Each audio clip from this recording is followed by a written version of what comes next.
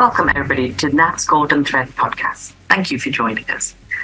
We know working in the NHS can sometimes mean we don't have time for discussions around equality, diversity, and inclusion in our working week. We've produced this podcast series to try and explore some of the very relevant issues of today to better inform you of what you can expect from your work environment. It gives me great pleasure to host this conversation today. My name is Errum Mumtaz, and I am a portfolio GP and wear a number of hats, including the educator and ED&I lead for Nottinghamshire Alliance Training Hub. I'm so pleased to be able to be joined by two wonderful women who are hardworking primary care colleagues, Dr. Kirran Bilkhu, who is a GP and leads the Return to Work series at Phoenix Programme, and Dr. Jennifer Moss Langfield, who has so many varied roles, has got a really interesting career pathway, and is an active primary care clinician who contributes in various ways to our profession. In today's episode, we talk about approaching the return to work as a breastfeeding employee. Jen tells me a bit more about her experience of approaching the practicalities of breastfeeding with her employer. That will be okay, won't it? So without further ado, let's begin. So really looking forward to today's event. I think it's going to be a really interesting talk. I think it's something that people don't really talk about in primary care.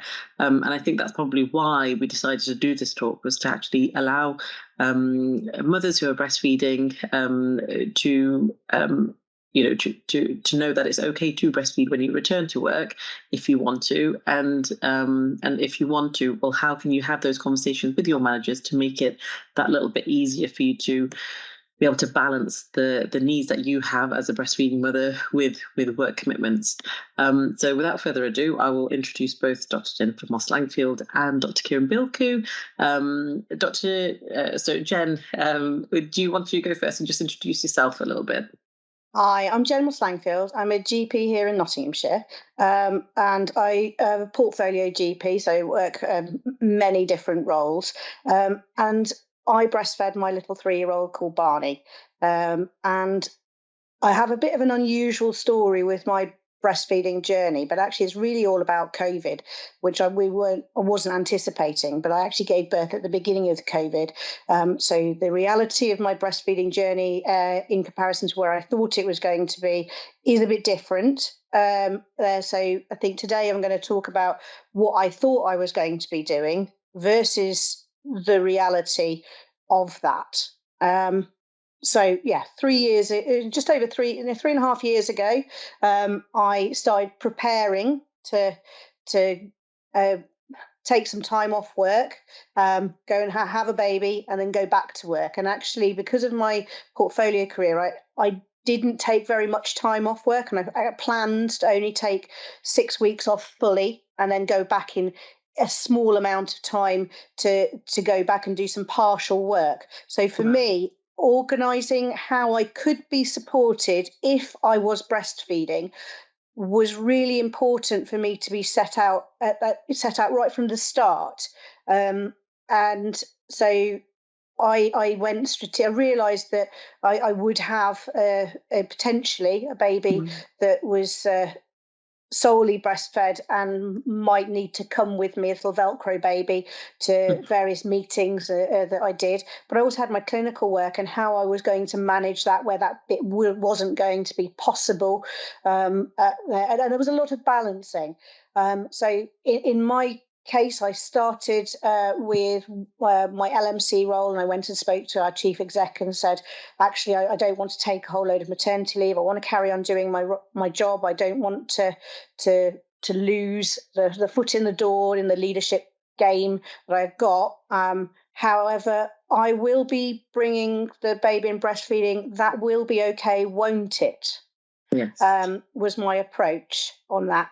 A little bit controversial. However, it was an approach that was warmly accepted, and I talked about how the mitigations for that role were going to be. And in our case, the reason that I wasn't taking much maternity leave is because I was only going to get statutory maternity pay, which was really limiting. But my husband doesn't work in the NHS and had a really good shared parental leave policy, and so therefore he took the leave that I didn't take, and his job was to do lots of the supporting me to be able to go back to work. So we really completely flipped it round as a family, because that's what worked for us.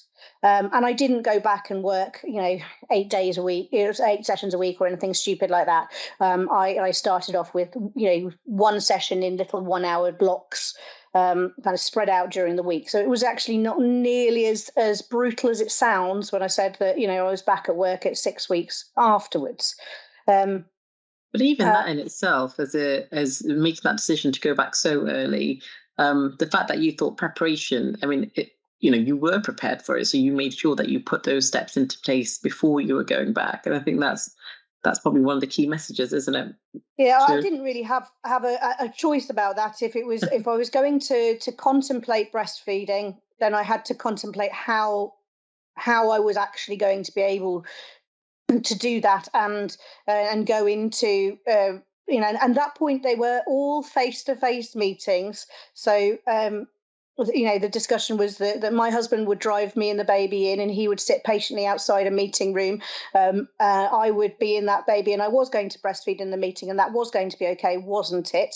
So it's the same negotiation with your partner as it was with your work. And if there was a problem, then I would be able to hand the baby out to my partner for him to take care of that, and I was going to continue with the meeting, and that was the party line I took with it, and I strategically went round various organisations that also held the meetings that I would be going to on behalf of the organisation, the LMC that I worked on, and basically said the same thing.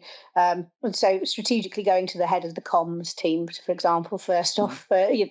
So I knew that this would be something that I was going to get supported at, and I think that knowing that this is it's a protected characteristic, and there are lots of different ways of parenting and of combining parenting and working and being different types of working mums. It was a strong position to go into, but if I hadn't been prepared, I think, and if I just rocked up with a baby into one of the meetings, I might have had a different response. So that would be probably my top tip. I got universally incredibly supportive messages from everyone I spoke to, which was really, really encouraging. Sorry, I was just going to say, so in terms of your, I think exactly what you just said, the fact that actually you had really positive feedback from everyone that you did approach. I think sometimes what people fear is actually how people are going to respond, because it feels so alien, especially in primary care. It's not something that I've seen even women coming into work and breastfeeding or expressing. So what triggered you to think that this was possible? Because actually this was a pre-COVID era, so there wasn't all this remote stuff. It was very much face-to-face, and you were hoping to actually, I'm still going to do it. So what allowed you to think that way? Yeah, I don't know. Maybe I'm a bit stubborn, and I figure that this is every woman's right to be able to do this. And I come from a half medical family. My mum was a GP. My dad's a teacher.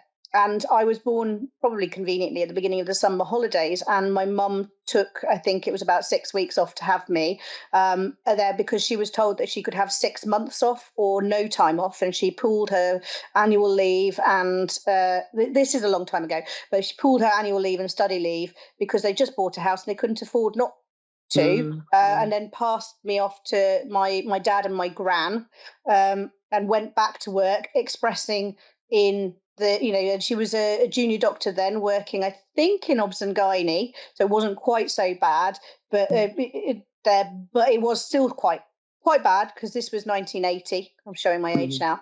And she was expressing in the car, she told me, and then she put the milk in the doctor's mess fridge, and sometimes people would drink it, which was disgusting. Oh, goodness. And even with labels saying this is breast milk, do not drink. And I thought that if she could do that back in 1980, then I can bloody do it now. There, and I'm not going to have anyone tell me I can't do it.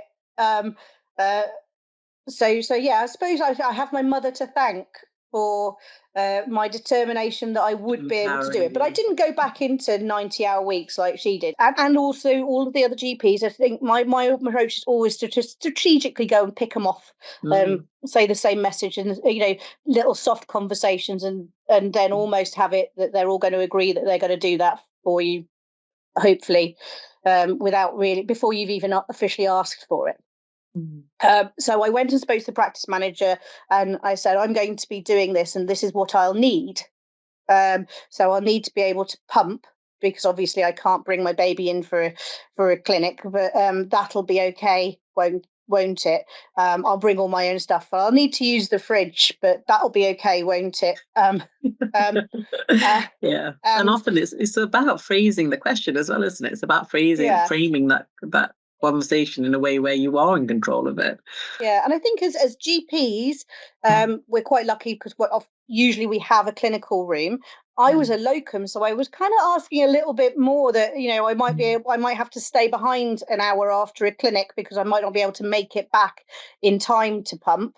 And that'll be okay, won't it? Again, and I'm going to lock the door while I'm doing that. That'll be okay, won't it?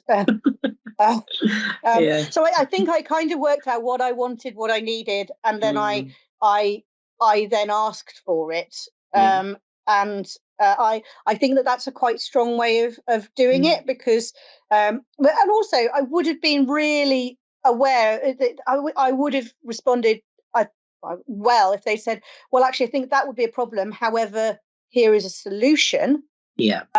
A different solution that met the same requirements, which was a private place to pump, acknowledgement that I was going to do this and it was okay, and place to store the milk. I also acknowledged that I might potentially have a child that might not accept pumping and expressed milk, and so I also said that if that's a problem, I can always get my husband to drive the child up halfway through a clinic, and I can, and I can have a set time that I'm going to go out and breastfeed. That would be okay as an option, wouldn't it? Again, but this is when I was thinking about doing things with a really small child. You don't have as much flex with small children as you do when they're weaned and they're partially breastfeeding and partially eating other food.